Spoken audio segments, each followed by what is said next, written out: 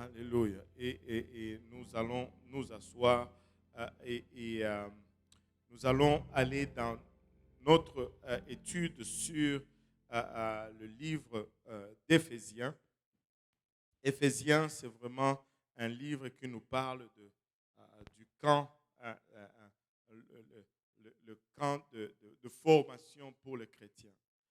Et vous savez, dans l'armée, ils ont ce qu'ils appellent le bootcamp, où on va vous amener, on va littéralement vous briser, on va vous faire passer à travers des conditions difficiles pour défaire et refaire votre personnalité. On va briser votre mental par plusieurs choses comme les exercices extrêmes, des manques de sommeil.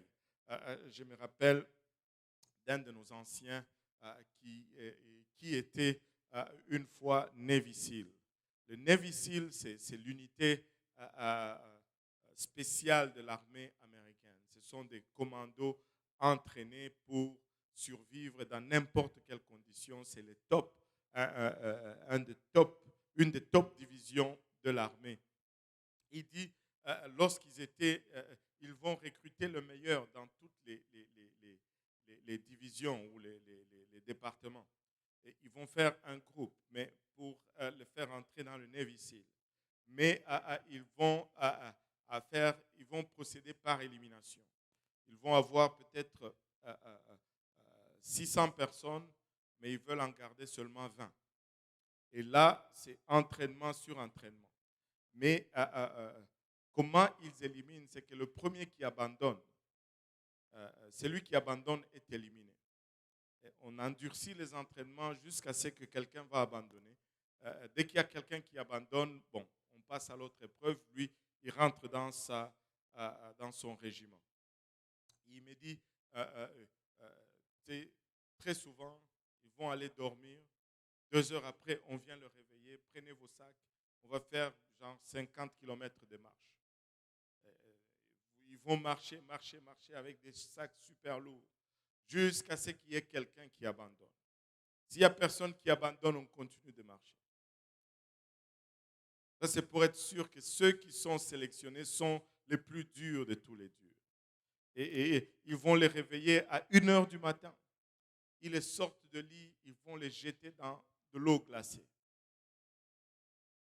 Jusqu'à ce qu'il y en ait quelqu'un qui abandonne. Et personne ne veut abandonner parce que tout le monde veut entrer dans le Navy SEAL. Et ce sont des camps de formation. Le livre d'Éphésiens, c'est vraiment comme un camp de formation pour le chrétien. Quand tu passes à travers ce processus, on défait ta mentalité pour la refaire selon une discipline quelconque. Et le livre d'Éphésiens veut défaire notre façon de penser pour la refaire selon l'approche de Dieu. Amen. Nous voulons devenir ce que nous croyons. Nous voulons être selon notre croyance. Maintenant, la fois dernière, j'ai dit, j'étais motivé par plusieurs choses pour aller dans cette étude. Premièrement, c'est Matthieu 6, 19-21. Ça fait presque 2 ans que ce verset résonne continuellement dans mon esprit. Ne vous amassez pas de trésors sur la terre où le ver et la rouille gâtent tout et où le larron perce et dérobe. Ça, c'est la version Osterval. Mais je pense que je l'ai dans mon slide. Je ne sais pas. Il va venir. OK. Alléluia. Mais amassez-vous des trésors dans le ciel où le ver ni la rouille ne gâtent rien et où le larron ne perce ni ne dérobe. Point. Car où est votre trésor, là sera aussi votre cœur. Amen. Et le point où la révélation que ce verset nous donnait, c'est qu'un trésor, c'est juste un pouvoir de transformer, un pouvoir de transformation. Si tu as une richesse, c'est une richesse si tu peux transformer cela en un plaisir ou à un avantage ou à quelque chose que tu apprécies. Tu peux avoir plein de billets d'argent dans ton compte en banque, Mais si tu ne peux les convertir en nourriture, si tu ne peux les convertir en véhicule, si tu ne peux les convertir en vêtements, ben, ce n'est plus un trésor. Ce n'est plus une richesse. C'est une richesse parce que tu peux le convertir. Et quand ce n'est plus convertible, ce n'est plus une richesse. Mais les richesses matérielles vont toujours être converties en possession. Mais nous voulons, la parole de Dieu nous demande d'acquérir des richesses spirituelles. Mais les richesses spirituelles vont être converties en devenus. Avec les richesses naturelles, nous allons posséder. Mais avec les richesses spirituelles, nous allons devenir. Ça, les richesses spirituelles nous transforment, alors que les richesses matérielles nous donnent. Nous voulons avoir des richesses spirituelles. Sinon, nous n'allons jamais devenir ce que Dieu désire que nous devenions. Allô? Alléluia. Mais c'est frappant toujours d'observer comment les gens changent lorsque les priorités changent. Et c'est là dans les deux sens. J'ai vu des gens qui sont venus ici au Canada pour rechercher les richesses matérielles, une meilleure vie, un meilleur confort, un meilleur avenir. Mais lorsqu'ils sont venus ici au Canada, ils ont trouvé Dieu, leurs priorités ont changé. Ce n'est plus les richesses matérielles qu'ils courent après, mais c'est plutôt les richesses spirituelles. Les priorités changent littéralement. Et quand on observe cela, on se réjouit. On sait qu'on est en route vers l'éternité. Les richesses spirituelles sont éternelles, mais les richesses matérielles sont temporaires. Laissez-moi vous dire, ce que tu vas acquérir avec les richesses temporaires, ou plutôt les richesses matérielles, va toujours dépérir parce que ça va toujours demeurer dans la dimension temporelle. Mais ce que tu vas acquérir avec les richesses spirituelles, ça va toujours demeurer parce que ça a rapport avec une dimension spirituelle. Alléluia. Mais la tristesse est grande quand tu vois quelqu'un qui avait changé de priorité. Mais après un temps de servir le Seigneur, il y a comme un moment de séduction qui vient. Il y a comme un moment où on dirait que c'est quand on courait après littéralement les richesses naturelles, on était endormi en ce qui concerne les choses spirituelles. Et quand on se réveille en ce qui concerne l'éternité et les choses spirituelles, on change de priorité. Mais malheureusement, je ne sais pas comment qualifier cela. Est-ce que c'est un, un réveil ou un endormissement? Quelqu'un qui est en plein milieu de sa marche spirituelle. Mais à un moment donné, les richesses naturelles commencent encore à devenir attirantes. Les priorités commencent à changer. Laissez-moi vous dire, si tu bases tes décisions en ce qui concerne ton futur, ton avenir, ta destination, ton habitation, ta location, seulement sur le point de vue matériel, tu vas faire une décision à côté. Tu vas faire une mauvaise décision. Le premier élément, la première raison, la première motivation doit toujours être ta vie éternelle. Et quand tu décides toujours par rapport à la vie éternelle, écoute, sache, le spirituel va éventuellement affecter le naturel. Et les bénédictions. Vous savez, je suis vraiment pas dans mes notes. Je ne sais pas pourquoi tout ceci vient, mais je crois que je suis en train de parler dans des situations. Écoutez, le naturel est toujours le reflet du spirituel. C'est quand quelqu'un se fâche très rapidement dans le naturel, tu dois savoir qu'il y a une situation spirituelle en arrière de cela. Quelqu'un qui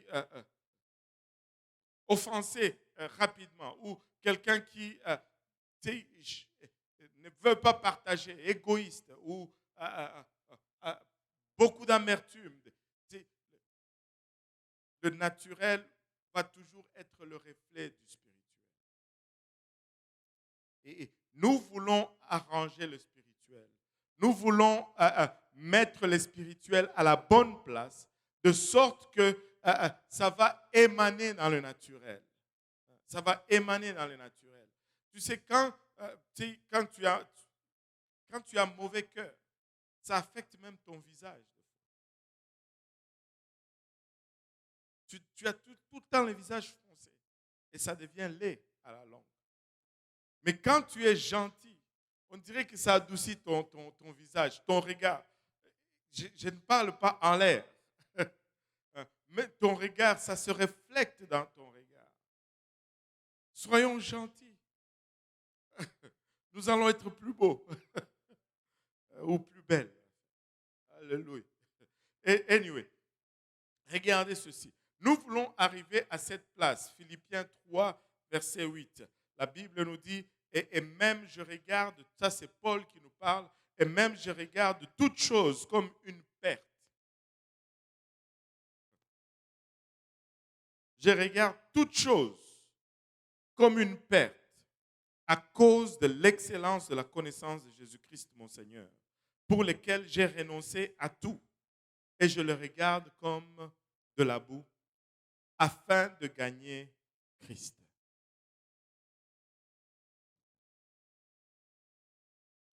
Si nous n'arrivons pas à être capables, et très souvent on dit, ben, pasteur, alors ça veut dire que je dois me dépouiller de tout. Non, non.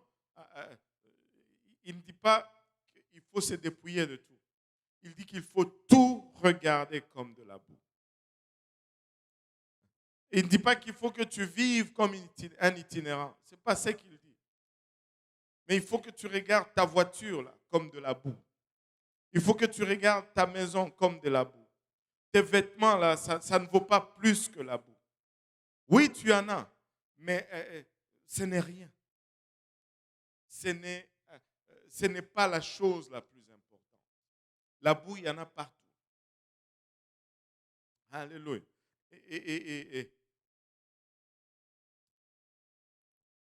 Éphèse était une ville incroyablement puissante et riche. J'ai mis quelques photos d'Éphèse, si tu peux les défiler tranquillement pendant que je vais partager ce monologue sur la ville d'Éphèse. C'était une ville puissante et riche dans le monde antique de l'époque de Paul. Paul vivait dans un temps où, si tu voyais une telle construction, c'était juste extraordinaire. Elle avait des rues en marbre. Ce n'est pas. Ça date de cette époque-là où aujourd'hui, savez-vous que le marbre coûte très cher aujourd'hui. Et on est en train de faire le carrelage à l'église de l'Est et on a regardé un peu à gauche, à droite et en cherchant, on a vu, on cherchait des couleurs pour matcher. Mais les couleurs de certaines tuiles à marbre étaient, les couleurs étaient parfaites pour aller avec tout ce qu'on avait fait. Mais le prix n'était pas parfait. On utilise des carreaux qui varient entre 2 $ et 3 $ le pied carré. Mais le marbre était à 28 $ le pied carré. Donc, alléluia, amen, gloire à Dieu. Mais à Éphèse, il y avait du marbre comme asphalte sur les rues. Amen. Des trottoirs ou des rues en marbre, des trottoirs en mosaïque, et un temple massif, le temple que nous avons vu, qui était dédié à Diane, qui était considéré comme l'une des merveilles du monde grec. Et j'ai cherché une image de la déesse Diane, c'est juste une horreur. Et je ne sais pas comment les gens d'autrefois adoraient des choses bizarres, mais bon, voilà. Et Éphèse possédait un port actif, une arène sportive populaire, l'une des meilleures bibliothèques du 1er siècle et de villas remplies d'œuvres d'art, de tapisseries, de soie et d'oiseaux et d'animaux exotiques. Et aujourd'hui encore, les colisées restaurés d'Éphèse est considéré comme l'un des meilleurs centres d'art du spectacle au monde. Et j'ai quelques images tu sais, à l'époque de Paul, déjà, ils avaient ces genres de construction. C'est quelque chose. On parle de 2000 ans en arrière. Donc, pour l'époque d'Éphèse, c'était une ville grandiose. C'était une magnificence. Ils n'avaient pas de voiture, ils n'avaient pas de moteur, mais ils pouvaient construire de tels édifices. Et c'est dans cette ville influente d'un demi-million d'habitants que l'apôtre Paul a apporté l'évangile et a implanté une église. Il y a travaillé plus que partout ailleurs. C'est là où il a passé le plus de temps, environ près de 3 ans qu'il a passé dans la ville d'Éphèse, à planter cette église.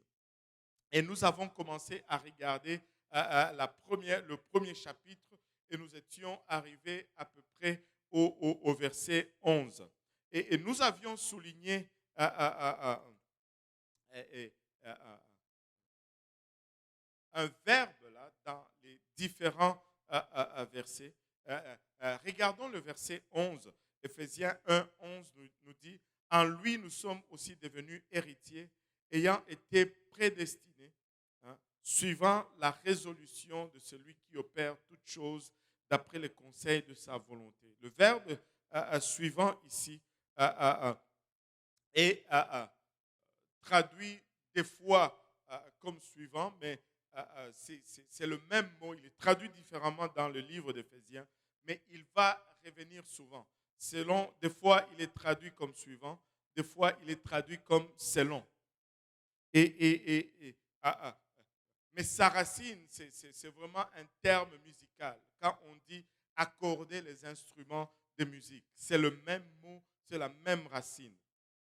Maintenant, quand on voit ce mot suivant ou selon la résolution de celui qui opère, cela veut dire tout simplement en accord, en harmonie avec le plaisir de Dieu, avec la volonté de Dieu, avec l'objectif de Dieu. En d'autres termes, Dieu va nous transformer selon ce que lui désire. Nous devons être en harmonie avec sa volonté. Et c'est pourquoi on va se battre souvent. Non, et moi, si je n'aime pas ça, il n'est pas question de toi. Il est question de Dieu. On veut être en accord, comme nos musiques, c'est des fois, si le piano a la clé, je ne sais pas, donnez-moi une clé. G. La guitare doit aussi être dans la même clé, n'est-ce pas? Sinon, ça va faire un tune. Ça ne marche pas. Il faut que ça soit en harmonie. Notre harmonie recherchée, ce n'est pas avec nous-mêmes, c'est avec la volonté de Dieu. Si nous ne nous accordons pas selon lui, nous allons passer à côté. À côté. Selon le plaisir de Dieu. Selon les buts de Dieu. Et selon aussi la puissance de Dieu. C'est selon sa force. Et nous allons voir quand il est question de cette puissance. Et regardez, selon, d'après sa puissance qui opère. Quand on parlait un peu des avions et de tous ceux qui volent rapidement et qui se déplacent rapidement, alors qu'on travaillait, on a commencé à parler de TGV. Les TGV, ce sont des trains qui vont très vite, à très grande vitesse. Mais ils ont un opérateur toujours à l'avant, même si tout est presque automatisé. Et l'opérateur là-dedans, quand il est dans la cabine en avant, il y a une boule qu'il doit presser à chaque 5 secondes. S'il ne presse pas à chaque 5 secondes, le train s'arrête. Ça, c'est juste parce que la machine veut savoir que l'opérateur est réveillé, qu'il n'est pas endormi et qu'il est constamment en train de faire quelque chose. Opérer, c'est-à-dire être en train de faire quelque chose constamment. Amen. Et cette puissance de Dieu opère en nous. Dieu travaille constamment en nous. Dieu est constamment en train de manipuler, de déplacer, de faire des manœuvres, d'arranger toutes choses dans notre vie selon son désir. Et lorsque nous alignons notre désir avec son désir, on devient favorable à ces opérations. On ne résiste plus ces opérations. On se laisse entraîner, on prend plaisir dans ces opérations. Mais Dieu travaille tous les jours. Dieu travaille tous les jours. Il n'y a rien qui t'arrive par accident. C'est pourquoi le livre de Romains nous dit que tout concourt au bien de ceux qui aiment Dieu. Tout processus par lequel tu passes, si tu permets à Dieu de faire exactement ce qu'il désire, ça va t'amener à l'image parfaite que Dieu veut générer en toi. Ce n'est pas une coïncidence que très souvent, les choses ou les épreuves que nous allons à traverser, nous allons par la suite rencontrer des gens qui passent par les mêmes épreuves. Et là, nous saurons quoi leur dire. Parce que Dieu nous aurait fait voir, Dieu nous aurait fait vivre, Dieu aurait déjà manœuvré en nous et nous aurions acquis une quelconque connaissance. Les choses n'arrivent jamais au hasard. C'est pourquoi pour tout ce qui t'arrive, rends grâce à Dieu. Tu es juste dans un camp de formation. Dieu est en train de briser ta volonté et de la refaire selon lui, afin que tu deviennes un meilleur soldat. Dieu désire des Navy-SEAL dans son armée. Et l'entraînement peut être dur, mais ça va produire des meilleurs soldats. Alléluia. C'est pourquoi les plaintes ne fonctionnent pas. Quand tu te plains, tu es éliminé. Les autres continuent l'épreuve. Alléluia. Le premier qui abandonne est éliminé. Mais je veux rester dans l'équipe. Je veux endurer. Je veux presser. Je veux persévérer. Je veux tenir dans l'équipe. Parce que je veux faire partir de l'élite de l'armée de Dieu. Amen. Alléluia. Et regardons, continuons notre exploration du livre d'Éphésiens. Le verset 12 et le verset 13 nous dit « Afin que nous servions à la louange de sa gloire. » Oh, on pourrait s'arrêter même là toute la soirée.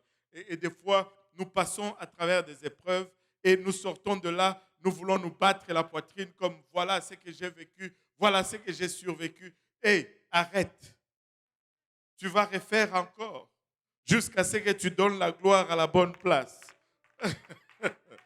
Parce que dès que tu te glorifies, tu défais, alléluia, le but ou la raison de l'épreuve. Afin que nous servions à la louange de sa gloire, nous qui d'avance avons espéré en Christ, et en lui, nous aussi, après avoir entendu la parole de la vérité, l'évangile de votre salut, en lui, vous avez cru et vous avez été scellés. Que tout le monde dise scellé. Alléluia. Regarde ton voisin, dis-lui, j'ai été scellé. Vous savez, quand est-ce qu'on dépose le scellé, c'est-à-dire mettre le cachet. Amen. Quand est-ce qu'on dépose le cachet? Quand tout est fait, tout est vérifié et on dit c'est correct, c'est acquis, c'est complet, ce n'est plus révocable, c'est irrévocable. Bang! On met le cachet et tu deviens officiel. Ça ne vous fait pas plaisir? Dieu te regarde. Quand tu reçois le Saint-Esprit, scellé, avait été scellé, c'est du son esprit ou de son esprit? Peut-être qu'il y a de son esprit. En frappant là, il y a quelque chose qui est arrivé. Quand tu as été scellé, bang! Quand tu as reçu le Saint-Esprit, ça veut dire que Dieu te regarde et il dit irrévocable, approuvé. Boum! Il met le cachet. Waouh! Dieu accepte. Il met le cachet.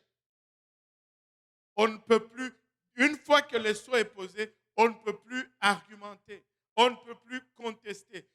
C'est pourquoi, je ne sais pas si vous avez remarqué, dans le livre des Actes, chapitre 10, quand ils sont allés à la maison de Corneille, c'était des païens, des mangeurs de porc, des impurs. Paul est arrivé là-bas, il dit, en principe, je ne suis même pas supposé être ici. Plutôt Pierre. Il dit, en principe, je ne suis même pas supposé être ici.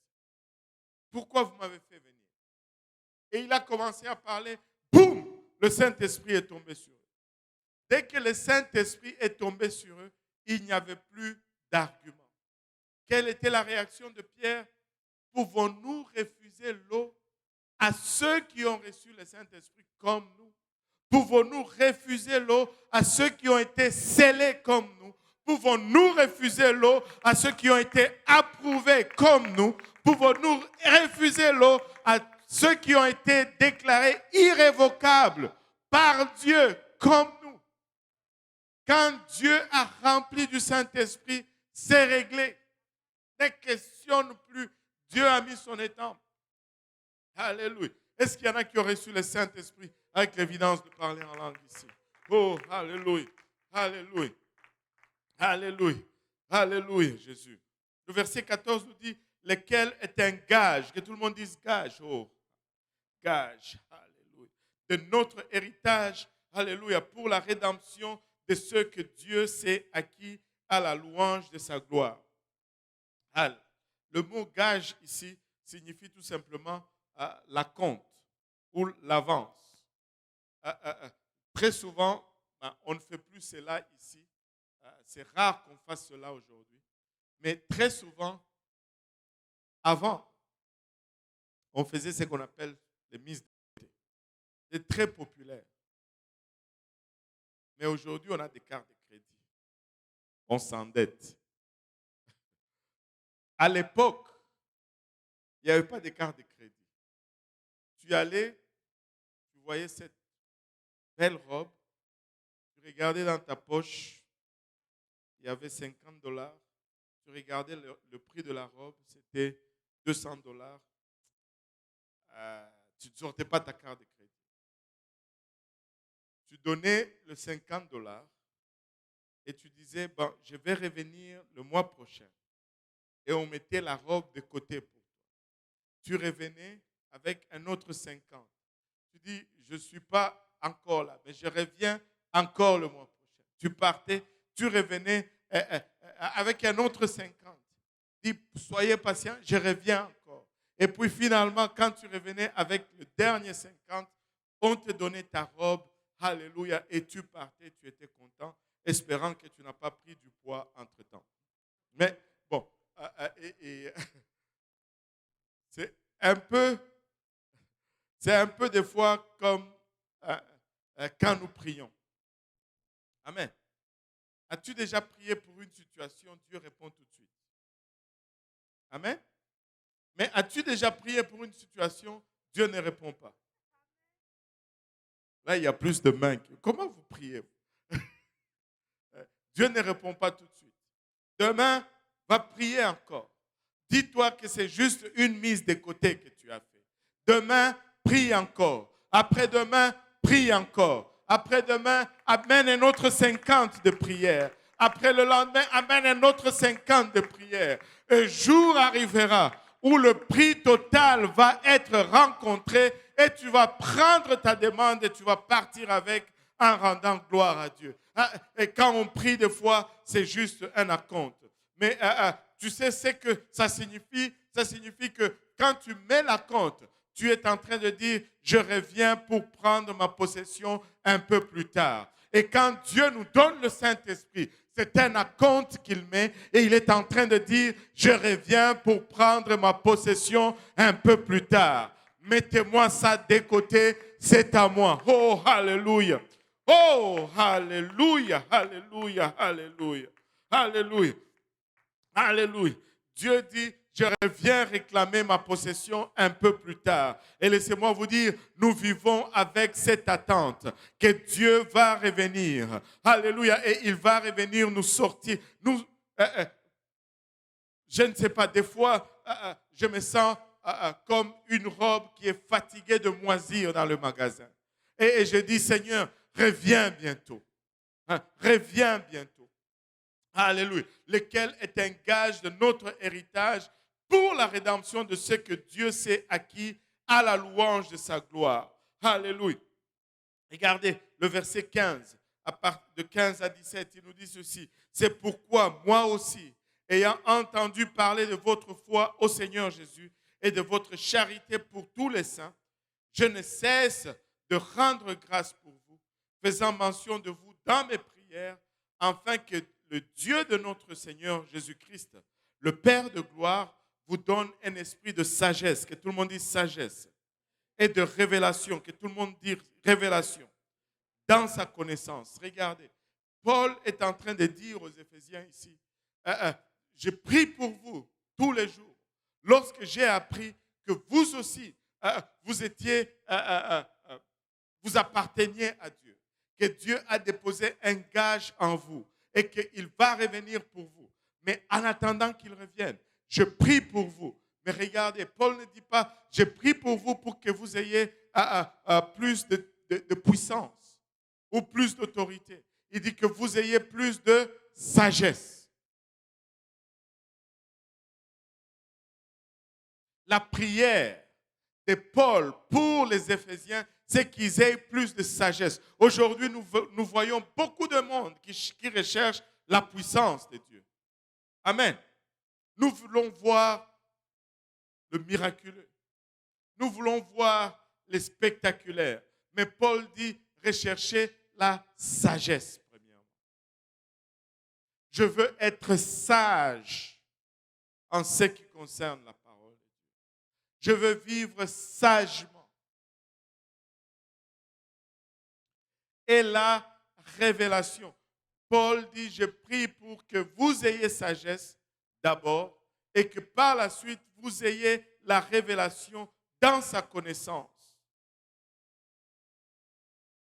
Nous sommes rapides à chercher la puissance ou la grâce. Nous aimons la grâce et la miséricorde. Mais nous devons être affamés de la sagesse. Et nous devons être affamés de la révélation de qui est Dieu. Laissez-moi vous dire ceci. Si nous connaissons qui est Dieu, nous allons opérer avec puissance. Paul a eu une révélation de qui était Dieu sur le chemin de Damas. Et c'est cette révélation qui a donné la puissance d'opération dans la vie de Paul. Tu dois connaître qui est Jésus-Christ. Tu dois avoir la révélation de qui est Jésus-Christ. Alléluia. Regardez le verset 18.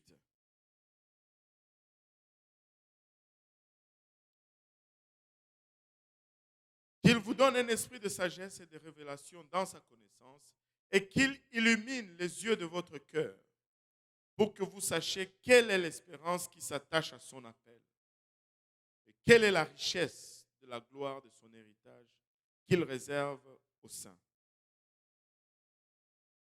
Vous savez, à force de connaître la parole, on disait à l'ouverture que c'est triste de voir des gens qui sont venus.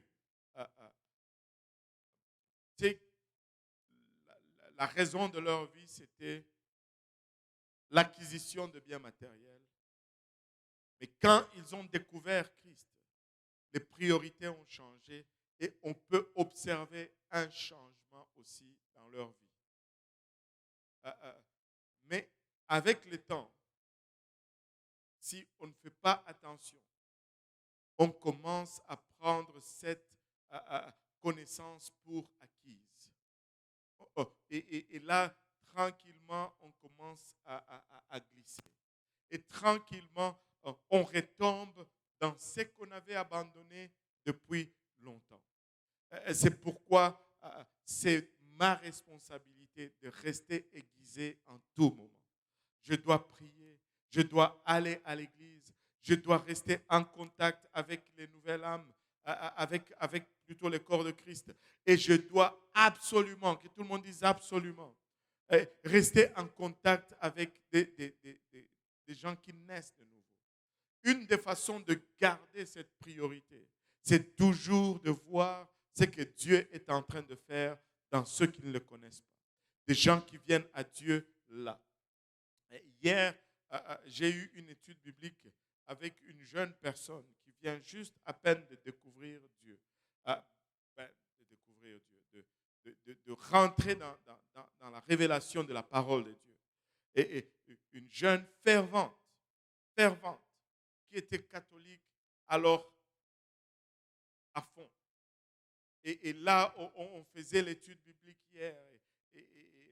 C'est révélation après révélation. Tu pouvais voir littéralement les larmes couler de ses yeux. Ça m'a choqué.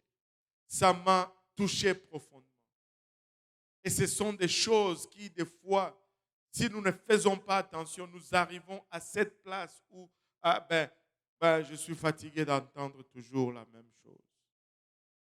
Mais elle entendait cela pour la première fois. Laissez-moi vous dire, elle a pleuré avec des larmes. Et elle voit l'unicité de Dieu, elle pleure avec des larmes.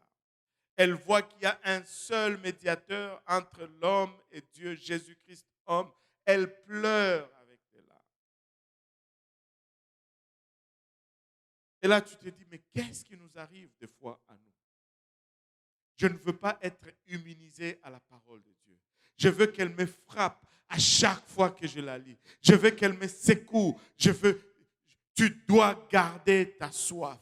Tu dois garder ta passion. Tu dois garder ton désir. Alléluia de Dieu. Dieu doit t'émerveiller continuellement. N'arrive pas à cette place où ça devient normal. C'est une fois quand tu rentrais dans l'église, tu sentais même la chair de poule. Mais aujourd'hui, tu rentres en pensant aux Canadiens. Que Dieu nous aide. Que Dieu nous aide. Je veux être renouvelé dans ma passion, dans mon amour, dans ma conviction, dans mon émerveillement. Je veux goûter à la parole de Dieu tous les jours pour la première fois. Tous les jours pour la première fois. Qu'il illumine les yeux de votre cœur pour que vous sachiez quelle est l'espérance qui s'attache à son appel, quelle est la richesse de la gloire de son héritage qu'il réserve aux saints. Alléluia.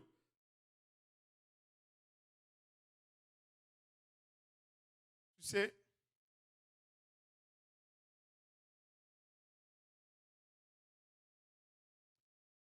nous venons à Dieu très souvent et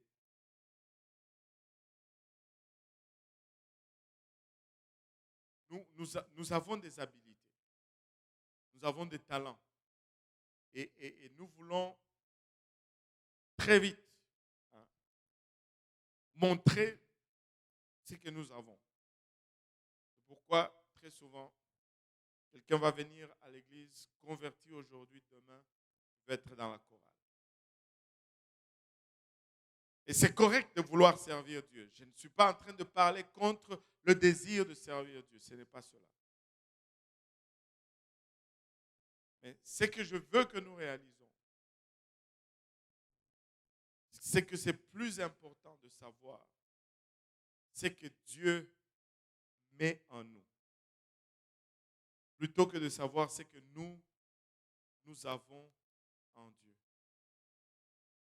Tu vas être plus efficace en opérant à partir de ce que Dieu a mis que plutôt de tes habilités naturelles.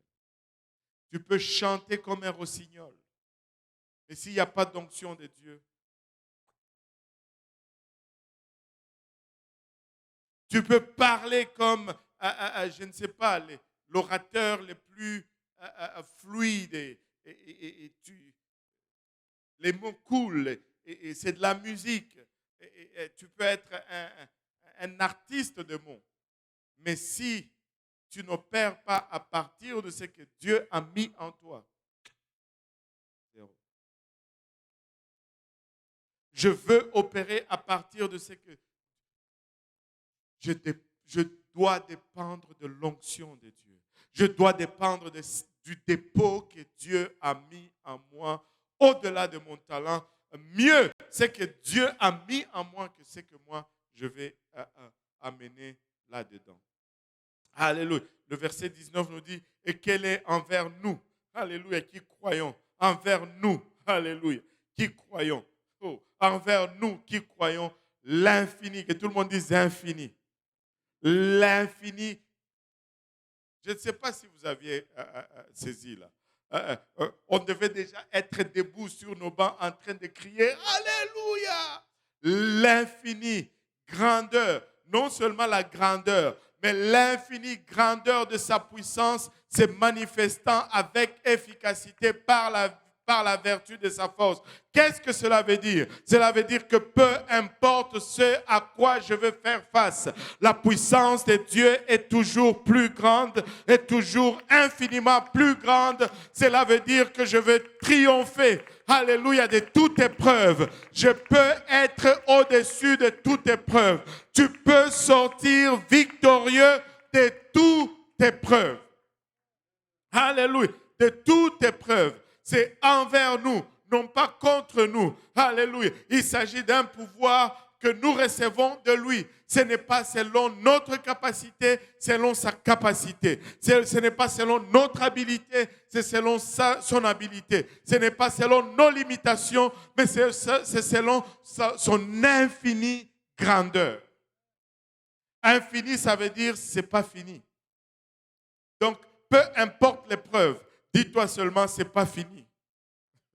Peu importe comment ça devient dur, dis-toi c'est pas fini. Parce que la puissance, sa puissance qui opère en toi est infinie. Est infinie. Alléluia. Et cette puissance, alléluia, ne dépend pas de nos habilités, mais dépend de notre capacité à la libérer. Nous devons lui permettre de faire cette œuvre en nous. Il fonctionne selon son pouvoir, selon son autorité et selon sa suprématie, mais il opère en nous.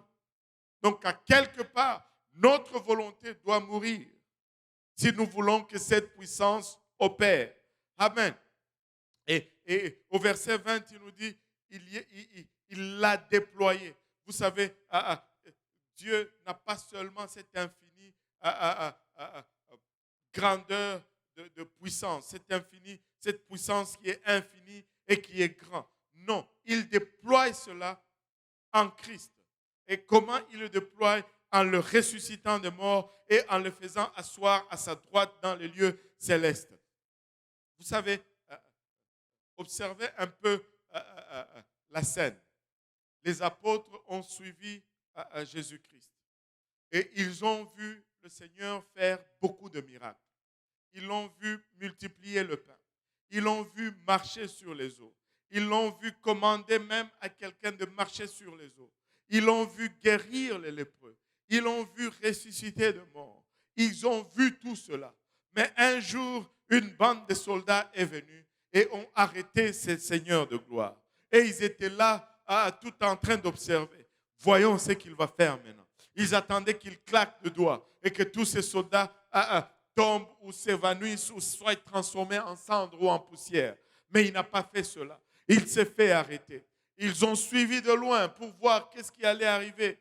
Fais quelque chose, attends, avant qu'on l'amène au calvaire. Il va réagir. Il n'a pas réagi. Et on l'a crucifié. Il n'a pas réagi. Jusqu'à ce qu'il a rendu l'âme. Et là, dans la tête de ses disciples, waouh, malgré tout ce qu'il a fait, la mort a eu le dessus sur lui. Vous savez, la mort est un égalisateur. Tu peux monter, tu peux descendre, tous nous allons mourir. Tu peux être beau, moi je suis laid. Un jour, on va tous être 6 pieds sous terre.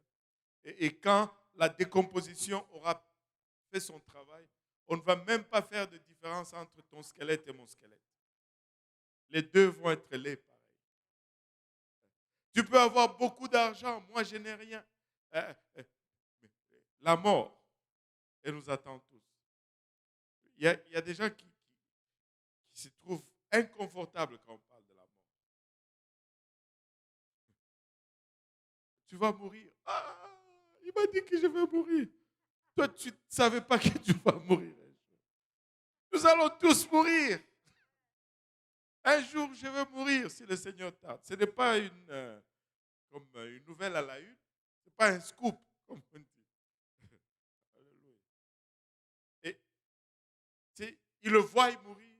Et ils disent, oh, même lui, il meurt. C'est fini, il n'y a pas d'espoir. Ils sont allés découragés, abattus. Ils ne gardaient même plus les portes fermées de leur maison, tellement qu'ils avaient ouvert de leur maison, tellement qu'ils avaient peur. Un jour, rien. 2 jours, rien.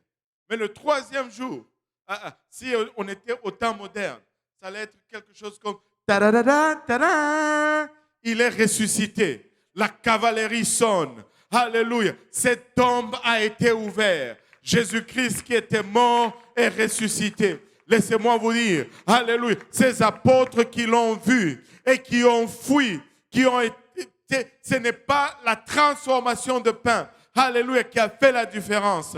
Mais quand ils l'ont vu ressusciter, ils se sont dit, nous sommes aussi prêts à mourir pour la même cause. Parce que la mort n'a pas eu effet sur lui et nous voulons le suivre parce que cette mort n'aura point d'effet également sur nous.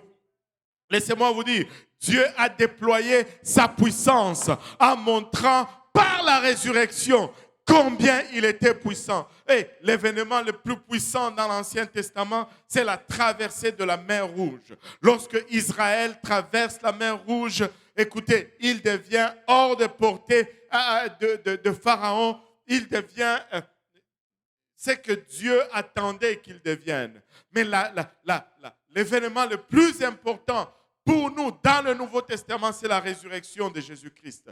Ça change tout. Alléluia. Ça met la main de l'ennemi loin de notre portée. Ça nous met au-delà de la mort. La mort est l'ennemi le plus féroce. Alléluia. Tu peux vaincre la maladie, tu peux vaincre tout. Mais laissez-moi te dire, la seule chose qui nous met à part, c'est la puissance de la résurrection. La maladie peut nous mettre dans la tombe, mais la puissance de la résurrection va nous faire sortir de la tombe. Alléluia. C'est le déploiement de la puissance infinie, de cette grandeur infinie de la puissance de Dieu. Jésus-Christ est ressuscité. Ça nous met à part de toutes les autres croyances. Nous avons une espérance au-delà de la tombe. Nous vivons, alléluia, avec cette espérance. Nous pouvons faire face à n'importe quelle tribulation parce que, laissez-moi vous dire, détruisez ce corps. Le Seigneur va m'en donner un autre glorieux, un autre. Seigneur Jésus-Christ. Merci pour la puissance de la résurrection. Il a déployé cette infinie grandeur de sa puissance en Christ, en le ressuscitant des morts et en le faisant asseoir à sa droite dans le lieu céleste. La droite ici n'est pas une location géographique. La droite ici n'est pas Dieu est assis là et Jésus-Christ est assis à sa droite. Non, non, la droite, alléluia, démontre tout simplement, alléluia, de la grandeur, de la puissance de ses œuvres. La droite, c'est les lieux de ses œuvres. Écoutez, si tu as Christ en toi, Christ est assis au lieu où les œuvres sont accomplies. Il va faire dans ta vie. Il va agir dans ta vie. Quelqu'un doit devenir ce qu'il croit. Alléluia. Est-ce que tu crois vraiment à ce que tu confesses? Est-ce que tu crois vraiment à ce que tu prêches? Si tu y crois, pourquoi est-ce que tu marches encore avec la tête baissée? Relève donc la tête, jette les épaules en haut.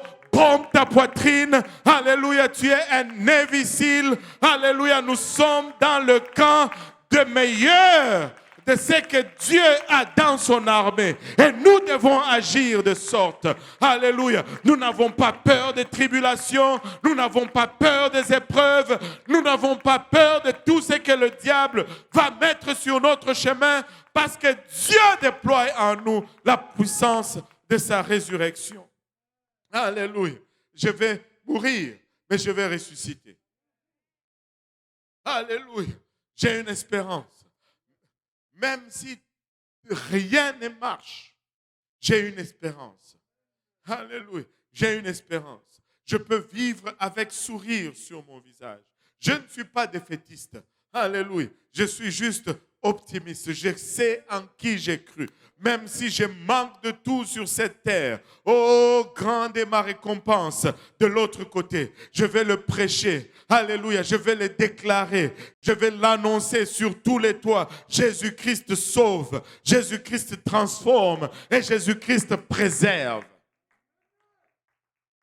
Il te sauve. Il te transforme. Et il te préserve. Alléluia. Il te garde, je te dis. Il te garde. Il te garde. Oh, alléluia.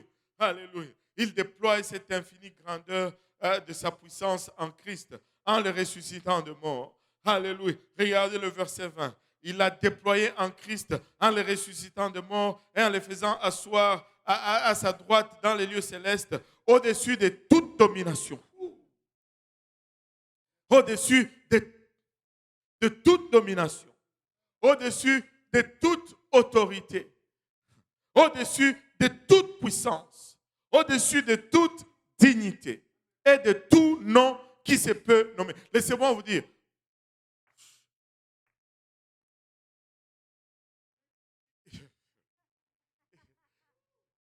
il ne faut pas être intimidé.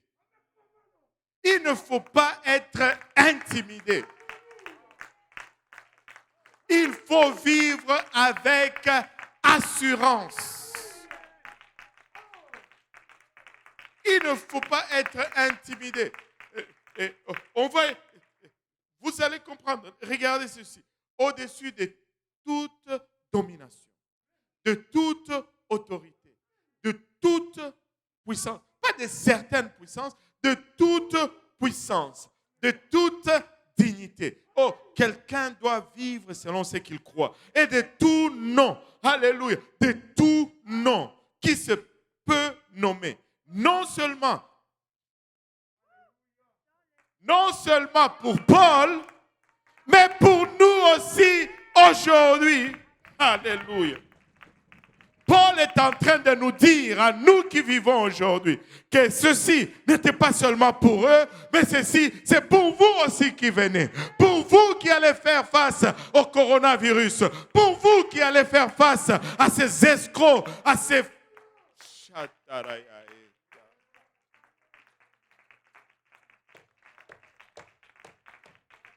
Écoutez, laissez-moi vous dire ceci. Je crois que le Seigneur m'a parlé. Et je vais le dire tout haut. Je refuse de me plier à cet ordre nouveau qui est en train de s'établir dans ce monde.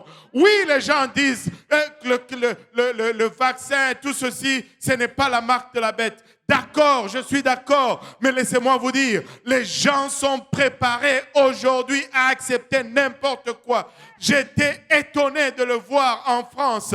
Dès que Macron a dit Pas de vaccin, pas de théâtre, pas de cinéma. Ils se sont tous rués pour prendre le vaccin. De la même façon, les gens vont se ruer pour prendre la marque de la bête. Il est temps que les gens réalisent que nous ne sommes pas de ce monde, que nous allons être toujours à l'encontre de ce monde. Notre espérance n'est pas dans un système, nous dans un vaccin. Nous ne sommes pas anti-vaccins, nous ne sommes pas croire dans le coronavirus ou pas. Je vais avoir la foi dans une maladie. Mais non, ma foi est en Christ et en lui tout seul. Mais laissez-moi vous dire, si nous ne faisons pas attention, ils vont formater notre mentalité, ils vont formater nos réactions. Je refuse, pas parce que je refuse de me laisser formater.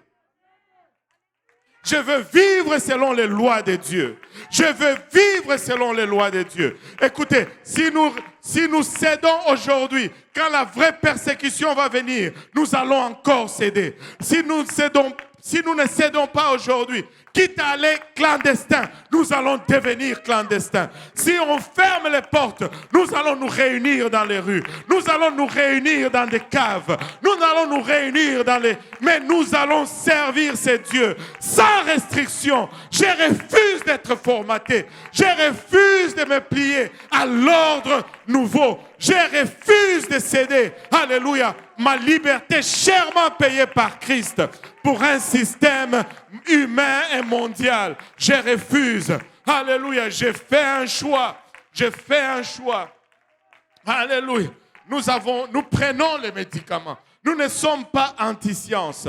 J'ai déjà été vacciné, mais je refuse tout simplement d'être formaté. Mon espérance est en Christ. Mon espérance n'est pas dans un vaccin. Mon espérance est en Christ. Nous sommes arrivés à une... Oh Seigneur Jésus.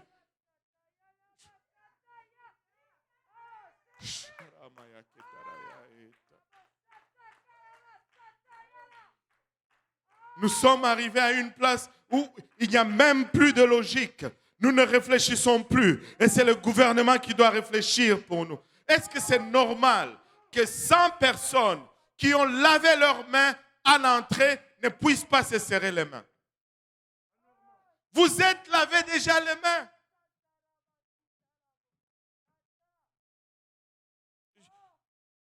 Si on ne se lave pas les mains, alors on ne peut pas, je le comprends. Mais on s'est tous lavé les mains. Tous les mains sont lavées, sont désinfectées. Anyway, revenons à Éphésiens. Glorifions Dieu pour un moment.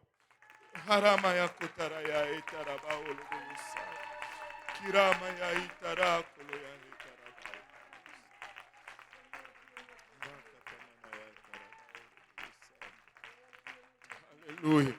Alléluia. Alléluia. Nous n'allons pas être intimidés. Alléluia. Nous ne servons pas Christ selon les mesures du gouvernement, mais nous servons Christ selon sa loi. La loi de Dieu sera toujours supérieure à la loi des hommes. Et elle doit toujours primer. Je ne veux pas servir Dieu selon ce qu'on me dicte de le servir. Écoutez, et si les choses ne changent pas, si, disons, ils disent, on ne revient pas à la normale, qu'est-ce qu'on va faire? Qu'est-ce qu'on va faire? C'est-à-dire, on ne va plus jamais prier pour quelqu'un et l'imposer les mains pour qu'il reçoive le Saint-Esprit. Donc, on oublie ça. Oh Seigneur Jésus. Eh Seigneur, j'ai sorti tout seul. Pardon de mon émotion, comme dirait le... Alléluia. Alléluia.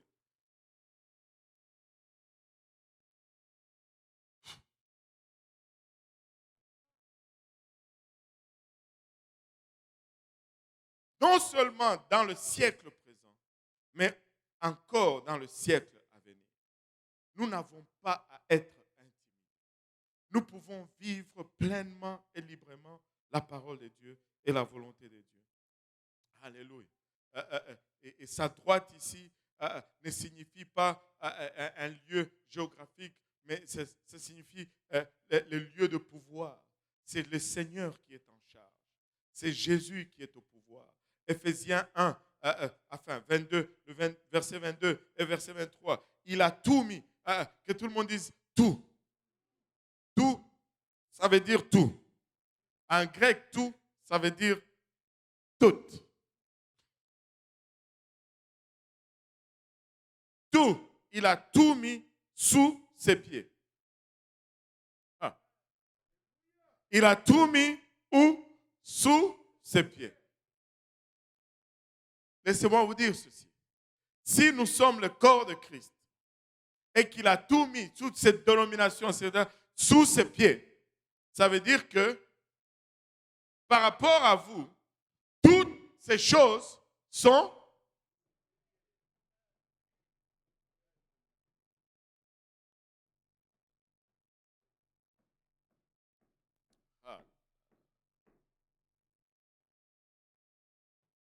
vous savez, anyway.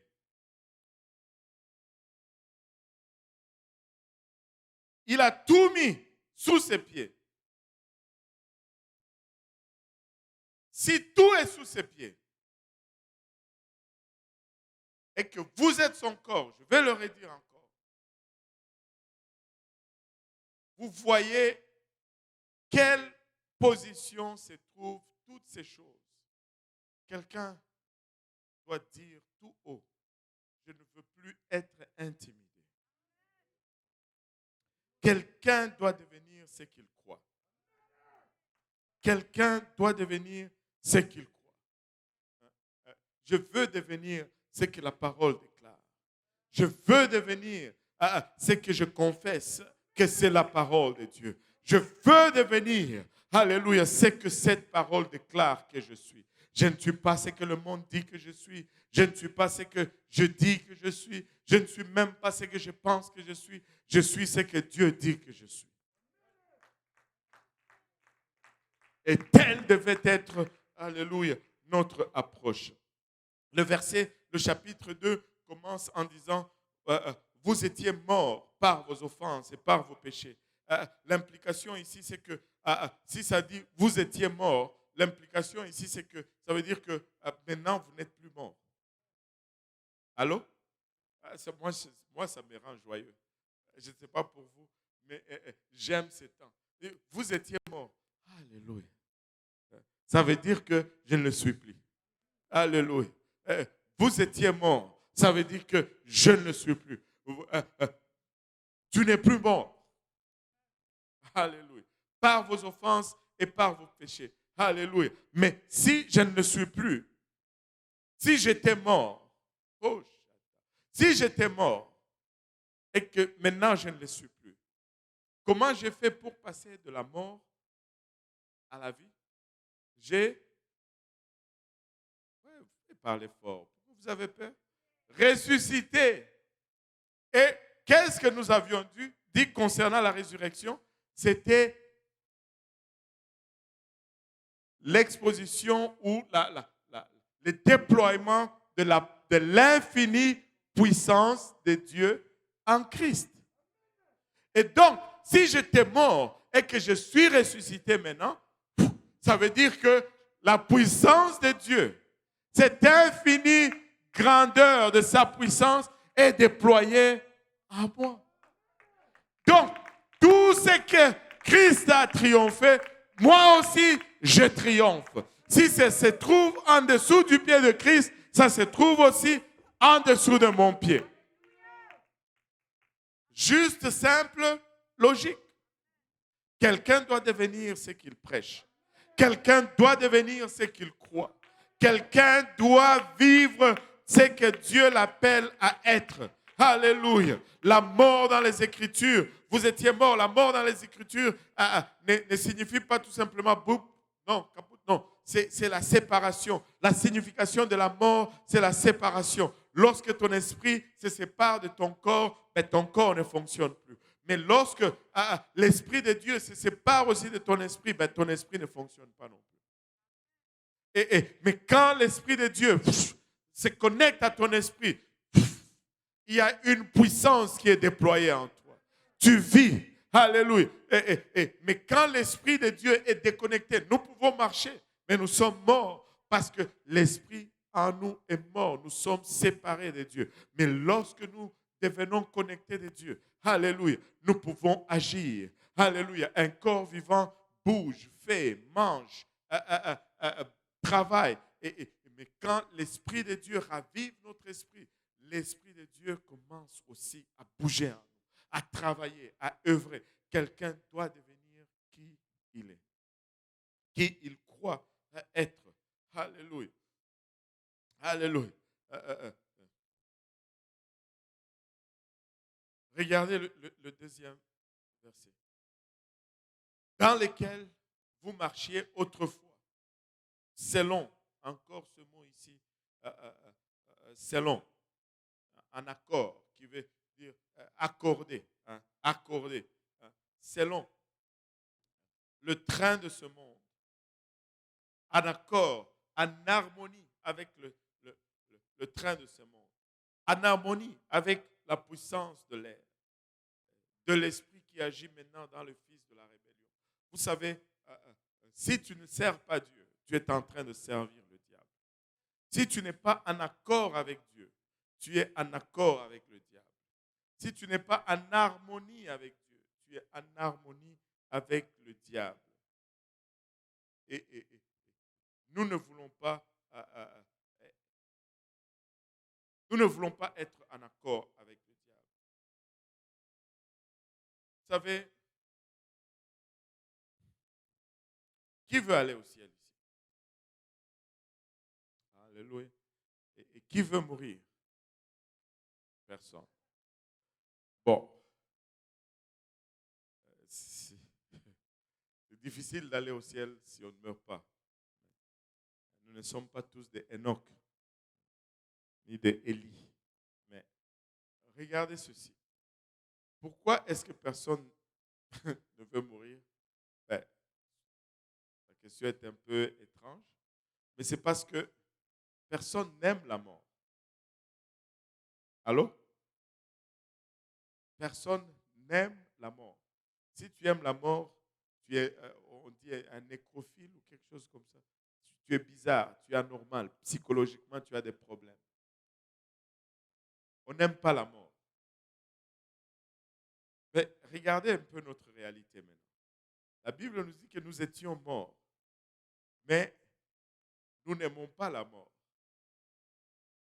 Fait que pendant que nous sommes morts, nous essayons de tout faire pour nous sentir vivants par nous-mêmes. Mais nous sommes morts. Alors, pour nous sentir vivants, nous cherchons les amusements, les émotions fortes. Ah, je suis en vie. C'est pourquoi, quand quelqu'un aime la bière, l'alcool, chez nous, on dit il fait la vie. Il aime l'ambiance. Alingakane viva. Parce qu'on veut se sentir vivant. Mais en essayant de se sentir vivant par nous-mêmes, ce que nous sommes en train de faire, c'est de pécher.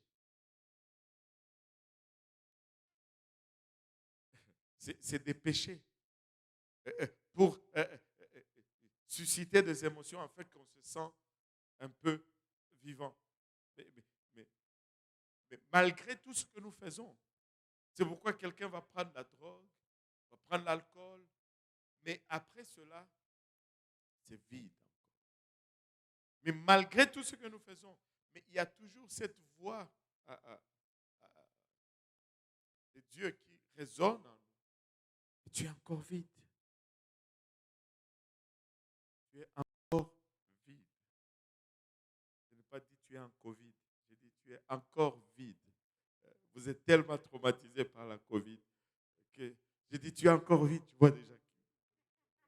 Non, encore vide.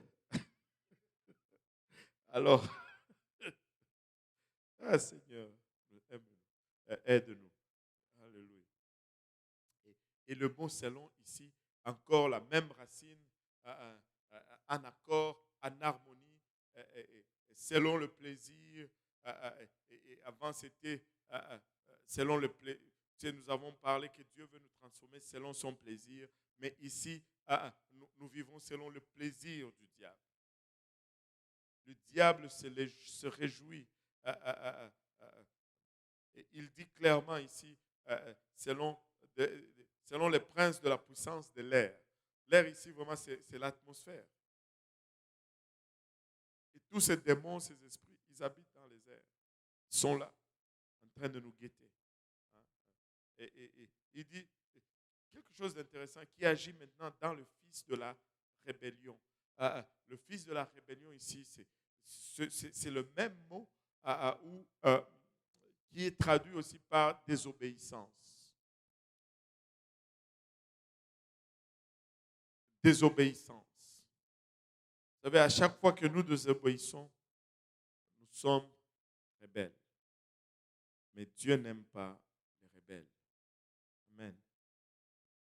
Le 3e verset du chapitre 2 nous dit, nous tous aussi, nous étions de leur nombre.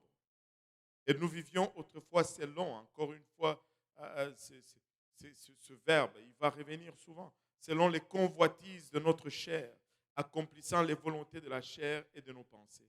Et nous étions par nature des enfants de colère, comme les autres. Et ici, il parle des enfants de colère. C'est la colère, c'est cette émotion souvent que nous exprimons suite à un événement où, au fait, la colère est vraiment définie comme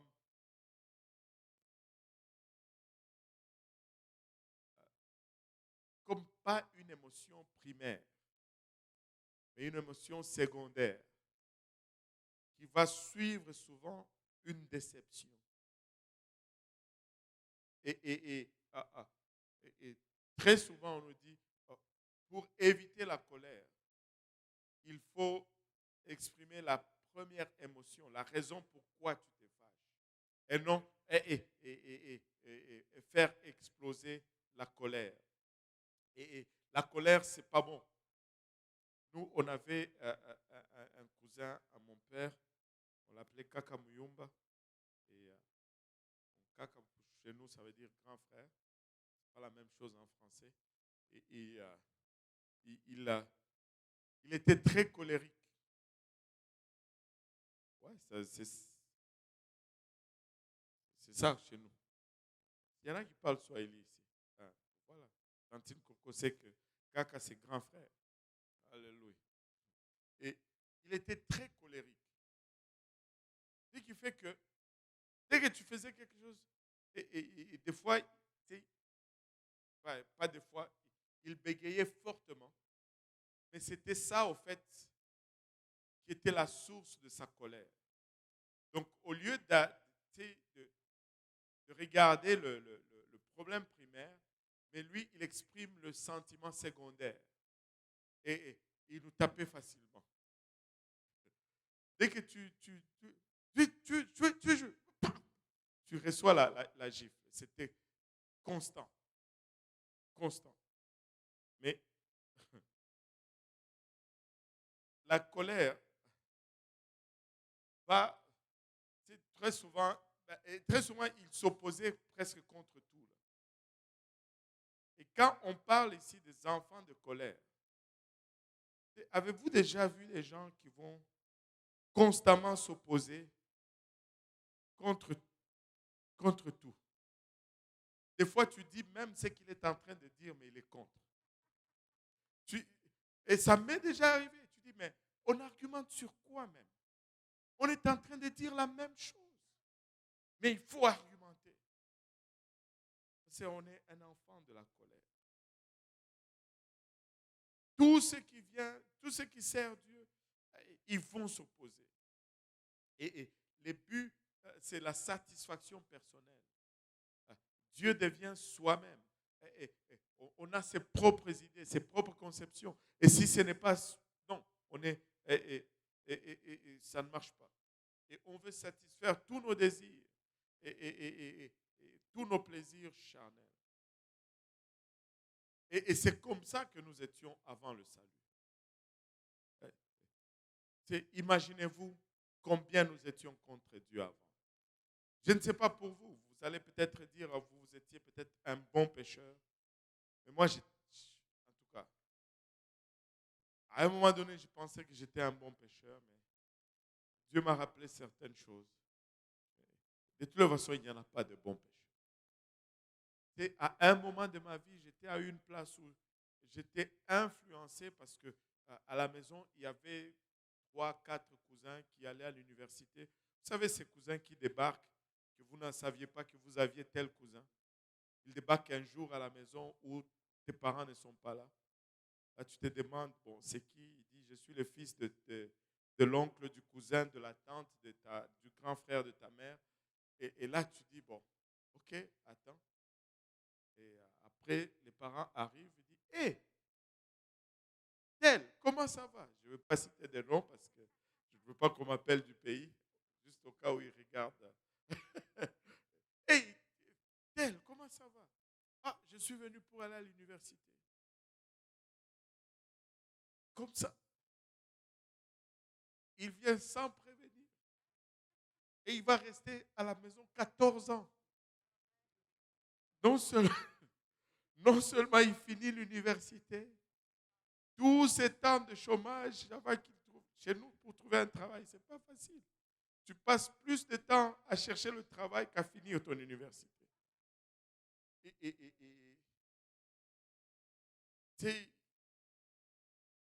ils m'ont beaucoup influencé. Et, au début, j'avais l'amour de Dieu. Mais après, en fréquentant, je suis devenu philosophe, pensant être plus intelligent qu'intelligent. Et moi, j'aimais Jean-Paul Sartre, parce qu'il disait, ou bien l'homme existe, ou bien Dieu existe. Or, l'homme existe. Donc, 3 points de suspension. Waouh! Quelle sagesse! Quelle intelligence! Et tu impressionnais tes communs des mortels avec cela.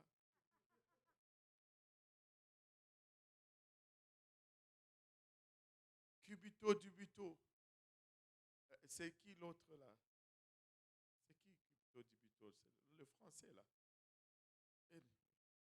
Le doute Descartes. Voilà, Cubito Dubito. Doute systématique ou je ne sais plus. Heureusement que Dieu commence à effacer ces choses. Gloire à Dieu. Et là, tu arrives à une place où tu nies Dieu. Tu nies l'existence de Dieu. Écoutez, nous étions tous de cela.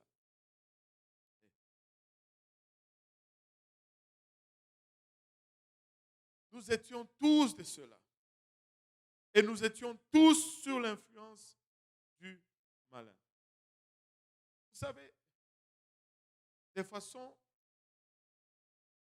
surnaturelle, Satan est plus puissant et beaucoup plus intelligent que nous. Allô?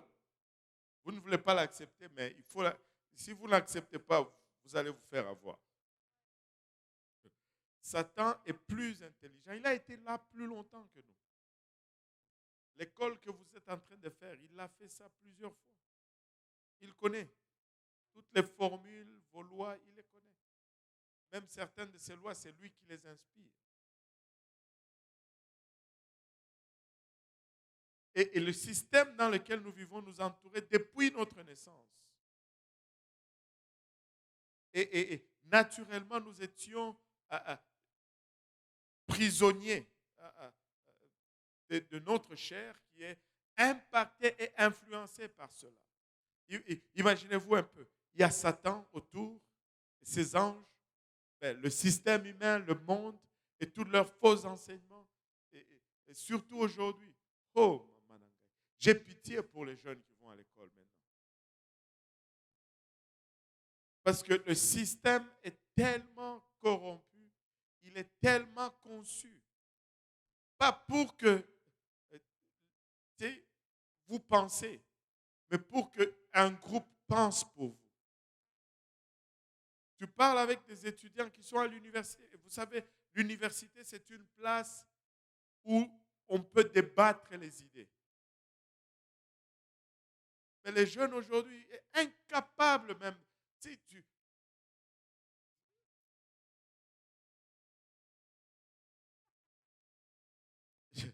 je ne veux pas, mais c'est triste. L'esprit critique n'est plus là. Il faut penser comme tout le monde.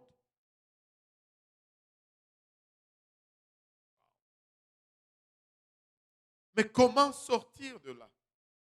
Comment briser cette emprise? La chair nous tient, le système nous tient, tout aux alentours de nous nous tient.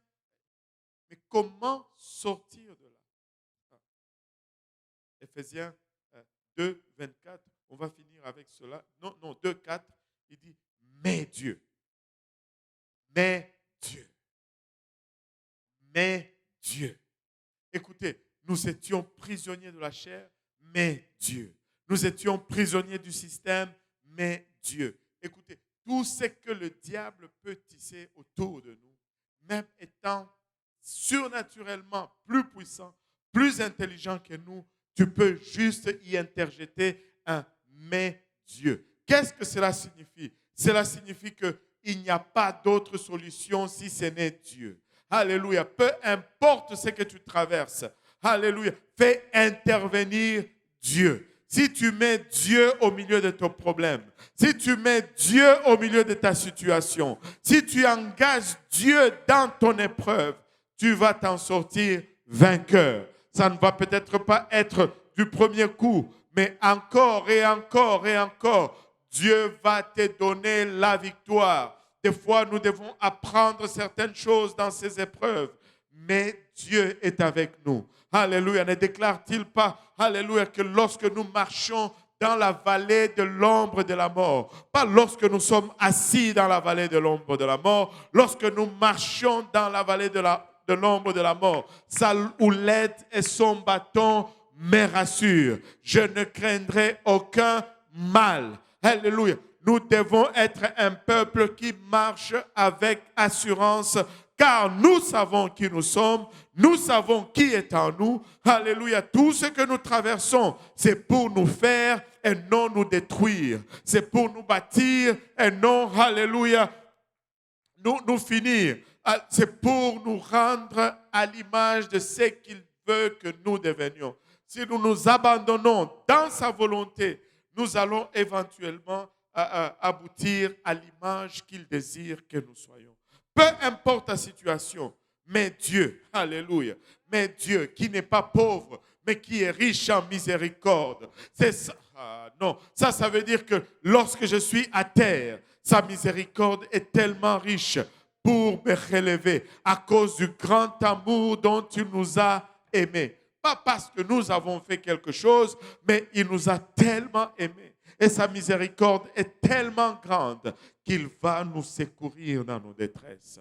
Si on peut s'élever tous ensemble, mais Dieu, si on peut rendre gloire à ce Dieu unique, si on peut juste pour un moment le glorifier, oubliant le voisin à gauche, le voisin à droite, alléluia, juste élever sa voix et réaliser qui nous sommes. Je veux devenir ce que je crois. Je veux devenir ce que la parole de Dieu confesse que je suis. Je veux vivre, au-dessus de mes épreuves. Alléluia, ne suis-je pas le membre du corps du Christ, ce corps dont il déclare que toute domination, toute principauté se trouve sous ses pieds.